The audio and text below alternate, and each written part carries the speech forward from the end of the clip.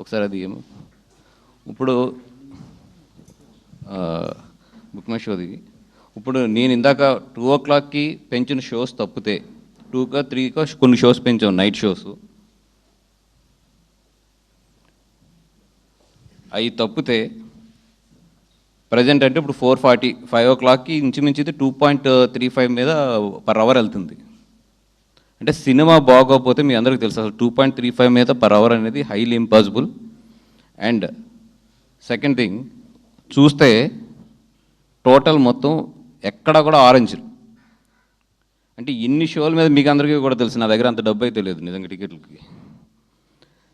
Okay పోనీ ఈరోజు okay, ఈరోజు అంటే ఓకేనంటే ఫస్ట్ డే హాలిడే అంటారు. ఒకటే ఏంటంటే ఎంత ఇది ఉన్నా రేపుది బుకింగ్ ఉండదు.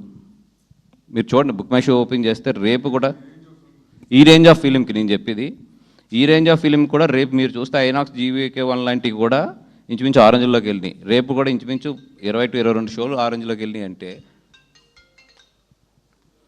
అటు వైజాగ్ ఇవన్నీ కలుపుకుంటే అంటే దట్ మీన్స్ నేనేదో అద్భుతం జరిగిపోయింది అది ఇది అని చెప్పట్లా, డీసెంట్గా వెళ్తుంది.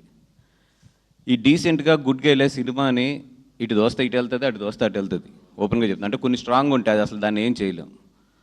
ఇది మంచి సినిమాని ఇటు దోస్తే ఇటు పడుతుంది, అటు దోస్తే అటు పడుతుంది. సోషల్ మీడియాలో ఏంటంటే ఇటు దోయడం అటు దోయడం ఇప్పుడున్న ప్రజెంట్లో ఒక ఆర్గానిక్ కాకుండా ఒక ప్లానింగ్, ఒక చిన్న టెక్నికల్ దీంట్లో మార్చచ్చు దాన్ని.